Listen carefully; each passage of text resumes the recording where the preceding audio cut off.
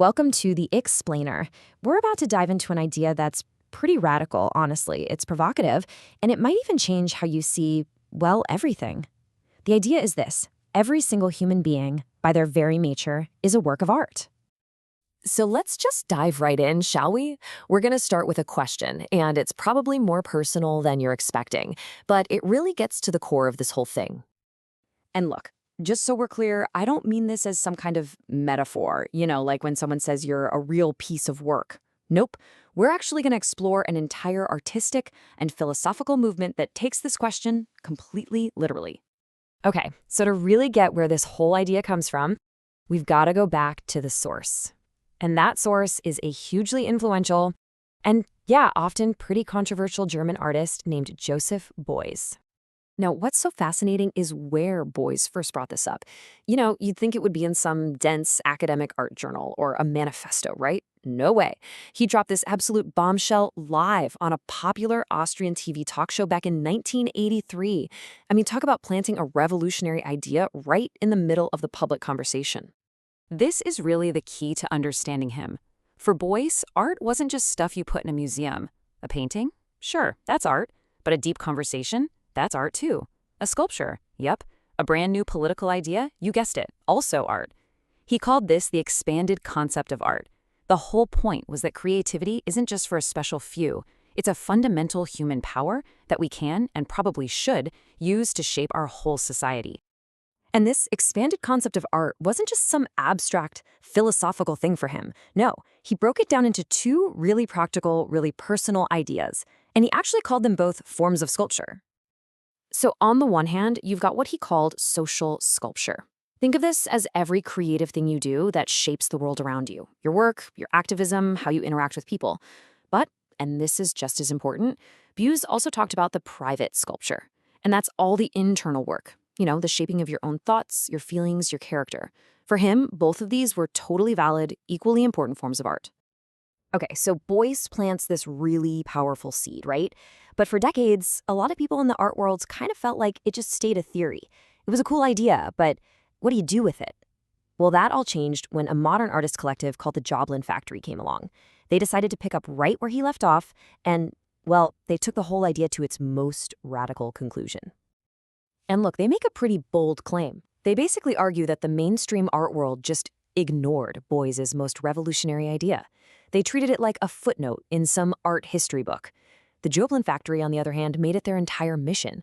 They're the ones, they claim, who are actually putting it into practice. And this is where we see the really crucial difference, the big shift. For Beuys, remember, you become art through your creative actions, through that social and private sculpting. Art was about doing something. But for the Joblin Factory, that's not it. They take it a huge step further. They argue you are art simply by being, just by existing. Your very presence in the world is the masterpiece. All right, so this is where the theory gets super real. And the practice gets, well, it gets really provocative and frankly pretty strange, because they had to figure out a way to make you, the viewer, actually see and feel this idea.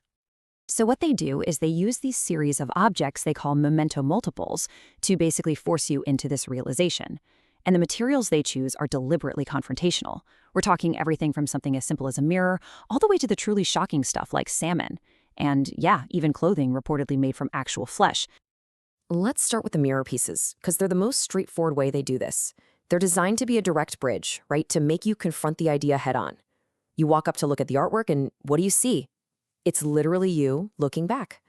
There's really no way to escape the conclusion they're presenting. But okay, their most controversial, and you could argue their most powerful work, is what they call flesh art. And the whole thing starts with this really jarring observation. It's all about the presence of dead flesh, and how that presence makes you conscious of living flesh. This is their whole argument in a nutshell. By putting dead flesh, like say the salmon they use in their salmon art pieces, right there in a gallery, they create this shocking contrast. And what does that do? It forces you, the person standing there, to become intensely, uncomfortably aware of your own living flesh, your own living body, right there in that room.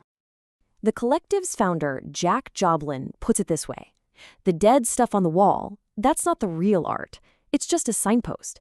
It's only there to point right at you, the the living, breathing person in the gallery and basically scream, that is the actual masterpiece. So, okay, after all this theory, after the mirrors and, yes, the meat, what's the ultimate takeaway here? What does it actually mean to live in a world where you take this philosophy seriously? Well, the conclusion is pretty provocative. According to this whole philosophy, being a work of art isn't a choice. It's not something you earn with your talent or your actions. It's just an inherent, totally inescapable part of being human. You can't opt out. It just is. And the ethical implications of that, I mean, they're profound. Just think about it for a second. How would you treat other people if you genuinely, truly saw every single one of them as a priceless work of art? No exceptions, no matter who they are, what they've done, what you think of them. It pretty much demands a worldview built on a totally new level of respect, right?